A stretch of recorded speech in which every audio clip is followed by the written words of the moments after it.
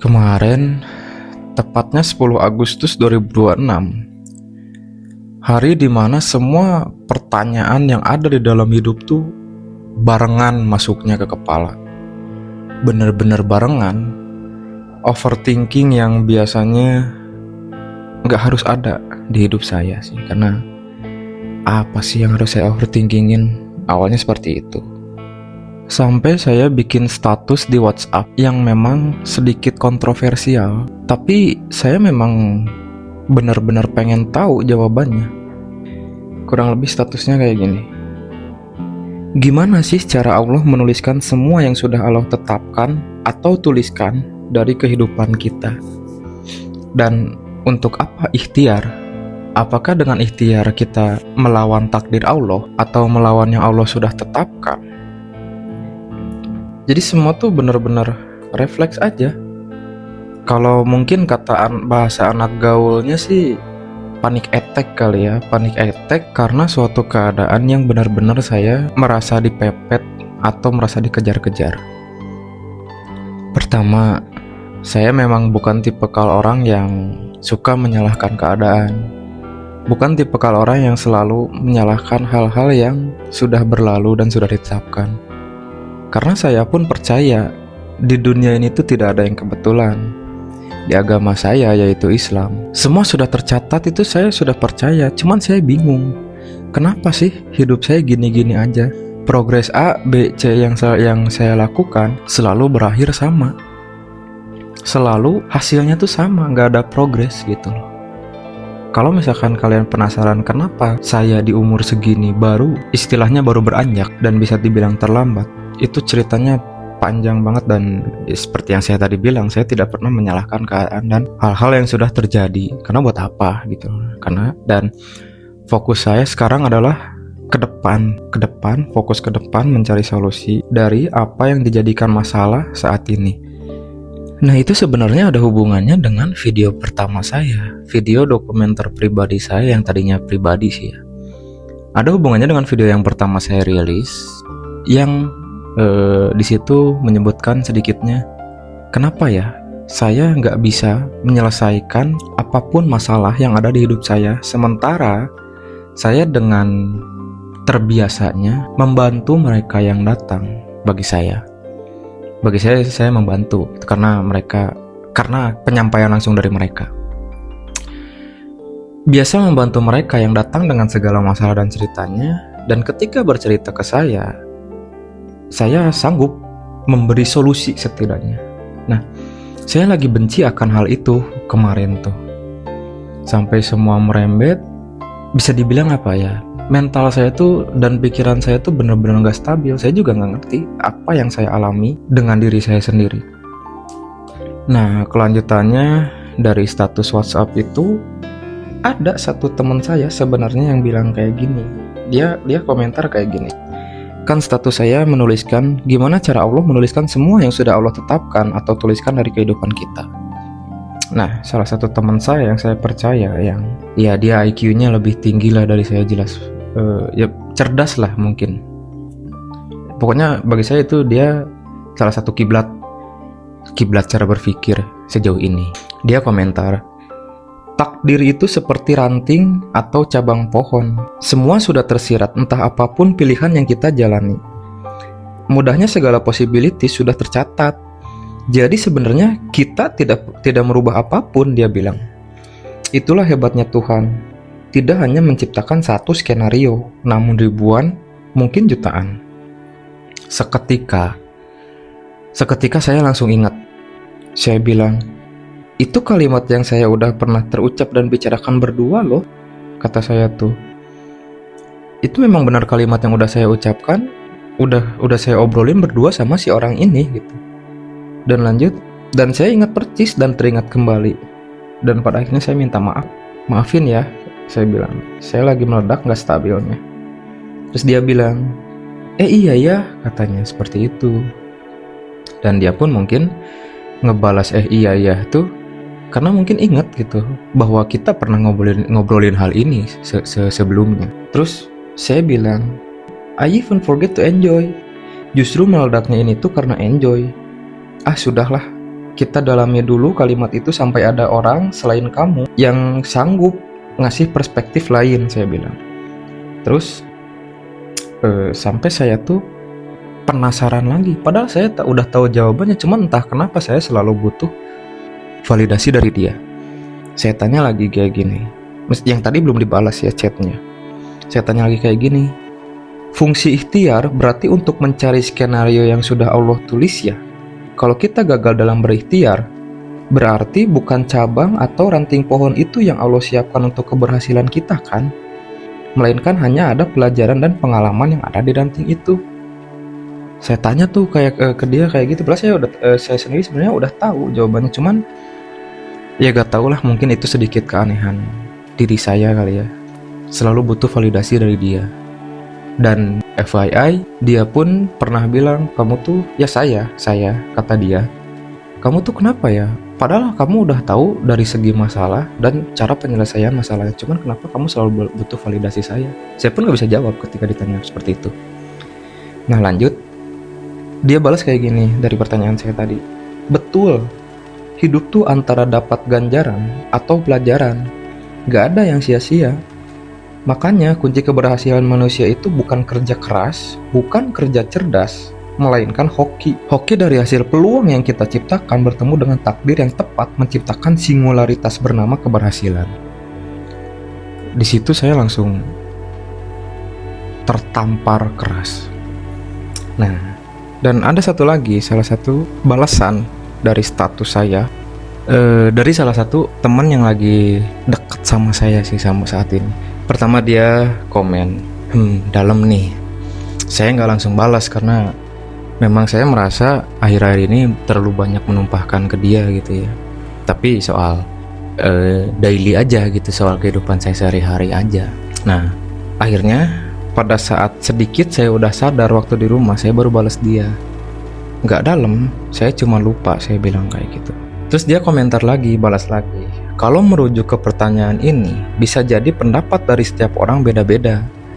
Karena pemahaman setiap orang tentang takdir dengan tanda kutip itu sangat luas. Balik lagi ke mindset, dia mau pakai yang mana buat memahaminya. Jadi bisa dibilang hampir tidak ada salah ataupun benar, tapi masing-masing cara berpikir sendiri, kata dia kayak gitu. Langsung saya balas, waduh, sebenarnya bukan cara berpikir orangnya, tapi pengen tahu jawaban aktualnya yang tercantum dalam kurung dalam hal ini di Al-Quran, saya bilang. Karena kalau ngikutin atau ngutip dari cara berpikirnya, ya saya nggak akan pernah dapat jawaban pasti, saya bilang kayak gitu. Terus dia balas, nah kan kamu sendiri bilang nggak pernah dapat jawaban pasti. Ya karena setiap orang pasti mendefinisikannya berbeda dan tidak setiap orang bisa menerimanya pula. Meskipun udah lihat Al-Quran yang notabene udah pasti fix lah, tapi tetap aja masih bisa didebat kalau sama manusia. Akhirnya saya bilang, makanya terbitlah SW saya yang selanjutnya. SW saya yang tolong dong yang ahli agama atau filsafat, saya bilang, yang jangan sungkan itu loh, jangan sungkan ngechat atau negur saya bilang, karena saya butuh jawaban. Sama saya dibalas lagi, sebenarnya semua tentang kehidupan saya pribadi sih. Cuman pengen tahu kenapa endingnya selalu sama, saya bilang seperti itu. Ada lagi nih yang komentar, salah satu teman saya. Ini komentarnya pakai bahasa Sunda sih dia, mungkin saya sedikit translatein kali ya. Dia komentar 2 kali di status saya yang sama. Bukannya takdir itu kelahiran, kematian, hari kiamat dan lain-lain, kata dia. Yang sama kamu omongin itu nasib. Nasib bisa diubah kalau kita berusaha atau doa. Nah, akhirnya dengan kondisi saya yang masih sama seperti itu, ya karena kondisi saya jelas masih sama, karena saya masih benar-benar butuh jawaban pada saat itu. Saya balik tanya, terus gimana caranya saya ngerubah nasib yang gini-gini aja? Kenapa setiap saya ngejalanin progres A, B, C, gak ada yang berhasil dan selalu hasilnya sama? Kalau dalam satu kotak telur bakal ada satu, pasti bakal ada satu yang gagal. Saya tuh ibaratkan seperti telur yang gagal itu gitu. Saya tanya ke dia, terus kenapa saya diciptakan kalau cuman sekedar untuk gagal, saya bilang. Nah, ini kocaknya di sini nih. Sebenarnya saya agak kaget dan agak terhibur juga. Dia balas kayak gini, kenapa orang yang beriman? Jadi dia nggak ngejawab pertanyaan saya. Entah apalah yang dia pikirin, saya gak mau tahu. Cuman yang dia balas kayak gini, kenapa orang beriman selalu kelihatan miskin, tetapi orang yang non-mus banyak yang kaya dan uangnya pun sering dipakai party, tapi kenapa rezekinya ada terus? Saya tanya balik tuh sambil pakai emot nangis. Ya kenapa? Saya bilang. Terus dia lanjut, gimana kalau ibadahnya lancar, usahanya kerja keras, tapi terlihat masih gitu-gitu aja keadaannya. Contohnya guru ngaji saya, kata dia. Sedangkan pendosa dimudahkan rezekinya. Dalam konteks ini, apakah Tuhan adil, kata dia. Dalam hal ini juga contohnya mama saya bilang seperti itu. Itu beda babeh pembahasannya. Saya bilang kayak gini, kamu tuh kritis juga pemikirannya. Malah balik ngejejelin saya bilang. Malah balik ngejejelin saya yang harusnya saya ngejejelin mereka untuk saya dapat jawaban dari pertanyaan-pertanyaan saya bilang. Terus dia tiba-tiba bilang kayak gini, udah mah gak pernah sholat, sambil emot ketawa. Terus dilanjut lagi, tapi saya percaya sih usaha tidak akan mengkhianati hasil. Jadi cowok tuh, jadi laki-laki tuh usaha aja terus sampai mati, katanya kayak gitu. Tadinya mau saya balas lagi, mau saya puterin lagi, kenapa usaha yang saya lakukan tuh tidak berbuah hasil, sementara saya tuh ingin segera membuktikan setidaknya ke diri saya sendiri bahwa apa yang saya lakukan, apa yang saya pikirkan itu bisa bermanfaat bagi diri saya sendiri setidaknya. Ingat ya, konteksnya di sini saya lagi bisa terbilang sih lagi hilang arah. Pokoknya lagi nggak stabil. Terus ada lagi satu orang yang komentar, teman saya juga, dia bilang kayak gini ya, seru nih, hehe. Wait, saya bisa menjelaskan sedikit dari pengalaman saya dan yang saya ketahui. Terus saya jawab, boleh om. Nah, saya tunggu tuh ya, dia ngetik panjang beberapa paragraf, saya tunggu. Karena kan saya pengen tahu jawabannya. Konteks di sini adalah saya mencari jawaban dari pertanyaan-pertanyaan saya. Nah sebelum itu juga sempat juga ada satu yang bilang, yang komentar, kalau bahasa Sundanya kayak gini sih, sama dia nyebutin nama saya. Wih, kata-kata bijak om nih, katanya kayak gitu. Saya jawab kayak gini, itu pertanyaan om, pertanyaan yang bikin kita terlihat kafir, kata saya tuh. Padahal saya benar-benar pengen tahu jawabannya aja. Pusing muter terus otak, saya bilang. Kayak gitu. Nah, lanjut ngebacain teman saya yang bilang tadi punya pengalaman. Dia bilang kayak gini, sebenarnya saya udah tahu sih karena pasti jawaban mereka basic banget gitu. Makanya di status selanjutnya saya kalau tidak salah bikin lagi kata-kata pertanyaan seperti ini. Tolong dong yang ngerti filsafat atau ilmu agama jangan sungkan negur, ngobrol, atau chat sama saya bilang. Karena saya benar-benar butuh jawabannya. Dan dia bilang kayak gini, ada beberapa takdir yang bisa dirubah dan tidak. Contoh kayak rezeki sama jodoh. Ini salah satu yang bisa diubah, dia bilang. Yang gak bisa diubah yaitu kematian, hari kelahiran. Kenapa rezeki masih bisa dirubah sedangkan kita lahir ke dunia sudah dicatat oleh Allah rezeki kita sekian, misal ini mah katanya. Tapi tanpa kita sadari, sebenarnya Allah masih bisa mengubah rezeki kita bukan dari diri kita, melainkan perantara dari orang lain, kata dia. Lanjut dia, sama halnya kayak jodoh kita, udah nikah tapi sama Allah dikasih ujian, entah dalam hal ekonomi atau segalanya. Kalau emang itu jodoh, mau diuji segimanapun pasti bertahan. Tapi beda hal sebaliknya, ketika diuji tapi tidak bertahan, berarti Allah bakal kasih yang terbaik buat semuanya, kata dia. Ini saya bacanya sambil sedikit menerka-nerka karena dia ngetik panjang gak pakai titik koma. Nah lanjut, dia notice status saya yang selanjutnya. Salah satu pertanyaan kamu kan, kata dia, salah satu pertanyaan kamu kan ini yang disebut ilmu filsafat, yaitu bertanya tentang tujuan hidup sama berpikir kritis, kata dia. Dia masih belum sadar sebenarnya saya, ya gak tahu sih, banyak yang bilang ya. Banyak yang bilang saya tuh orangnya kritis, katanya berpikirnya kritis lah, terlalu kritis, entahlah, saya juga bingung antara mau nerima itu atau enggak, dan lagian tidak berpengaruh juga sih. Lanjut, kalau filsafat tergantung orang menyimpulkannya sih. pasti beda-beda, tapi sebenarnya semua tujuannya sama, cuman berbeda penjelasannya. Saya bilang kayak gini, kita kunci, selain dari kematian dan kelahiran, sisanya bisa diubah, tanda tanya. Soal takdir saya bilang, iya bisa menurut saya. Jodoh, makanya banyaknya perceraian kan. Nah itu salah satu takdir yang bisa diubah, kata dia kayak gitu. Saya bilang, jodoh mah beda bab. Nanti lagi itu mah, kalau bisa diubah, lanjut saya ya. Kalau bisa diubah, kenapa dalam hal ini, saya rezekinya segini-gini aja? Apa karena saya kurang bersyukur? Apa karena saya kurang mencoba? Apa karena saya kurang pinter? Apa karena saya kurang beruntung? Sama saya itu pertanyaannya di satu teks balasan gitu, di balas chat dia. Lanjut dia, kan kamu lagi ikhtiar, bukan berarti stuck dalam hal yang kamu dapat. Maaf ini Maya, terkadang kita lupa dalam hal kewajiban yang dikasih oleh Allah. Contohnya sholat 5 waktunya, sudah dijalankan apa belum? Ini pengalaman saya dari kejadian kemarin yang saya rasain dan sampai sekarang kerasa banget. Ternyata oh iya, ada yang salah sama diri saya. Saya terlalu jauh sama Allah yang menciptakan saya. Sedangkan saya terlalu banyak meminta kepadanya, tapi kewajiban yang Allah kasih nggak dijalanin, kata dia. Lanjut lagi, kamu nggak akan pernah percaya kejadian saya kemarin. Benar-benar real, dikasih karma sama Allah, karena emang kesalahan yang saya buat. Terus masih dia lanjut, kita belum ketemu 4 mata, hehe, kata dia kayak gitu. Terus saya langsung balas, nge-reply yang belum ketemu itu. Iya belum om, saya bilang kayak gitu. Terus lanjut saya, kalau hanya dengan sholat 5 waktu bisa memperbaiki semua, kenapa mama saya selalu bernasib sama?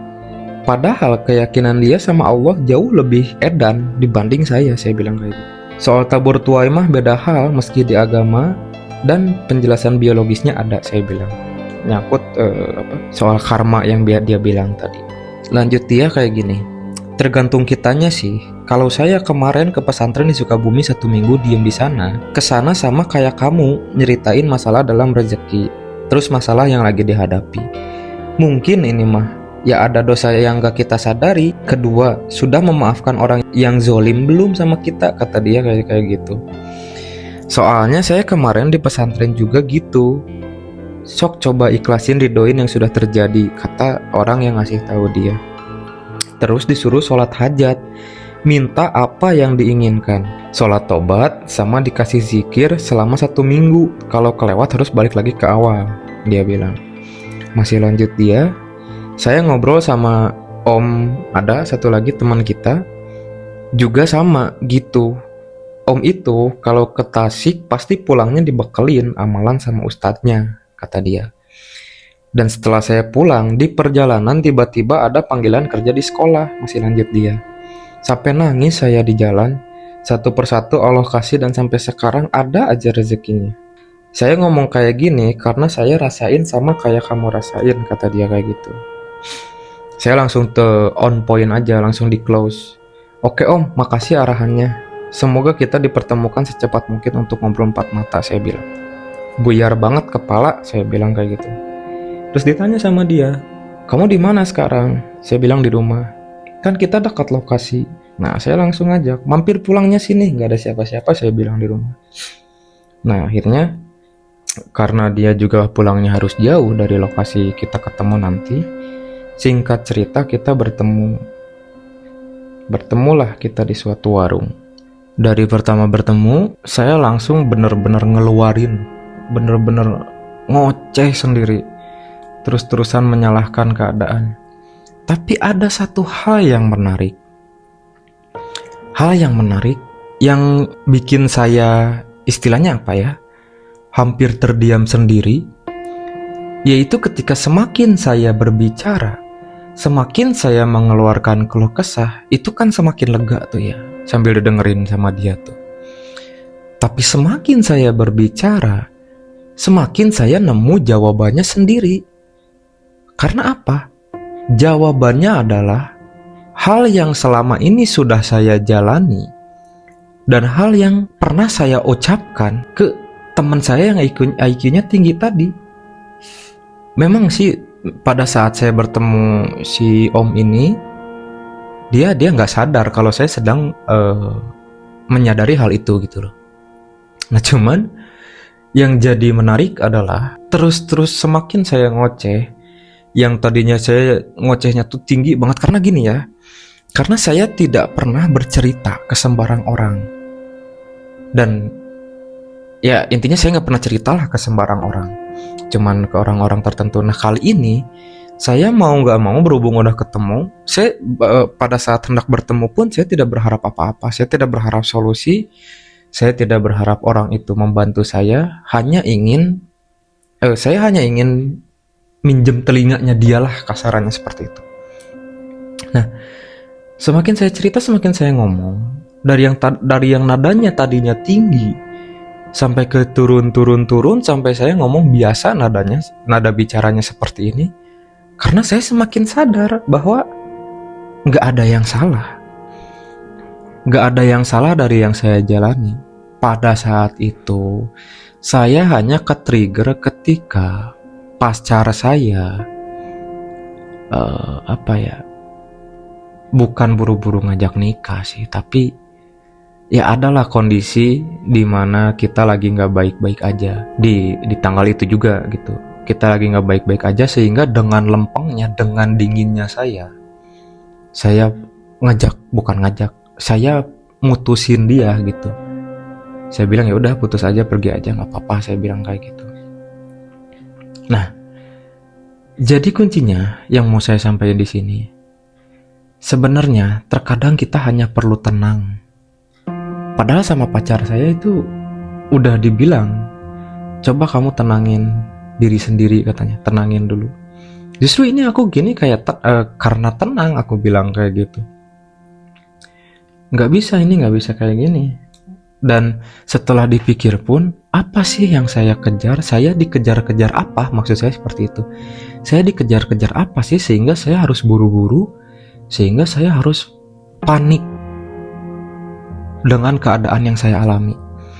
Padahal semakin dalam obrolannya saya sama teman saya, semakin saya menyadari itu benar-benar hal yang harus saya lakukan kemarin itu sebenarnya adalah cuman tenang supaya bisa teringat kembali hal-hal yang sudah pernah saya bicarakan. Dan tanpa saya sadari juga, hal yang sudah saya bicarakan itu selama ini tuh sudah berjalan, sudah berlangsung. Kalau diceritain makin detail sih pasti makin lama ya. Cuma intinya seperti itu. Ini pelajaran juga buat saya, karena kan yang namanya manusia kan pasti harus terus belajar. Gak mungkin berhenti belajar, bahkan sampai mati pun kita harus belajar, apapun itu. Banyak yang harus dipelajari. Nah endingnya,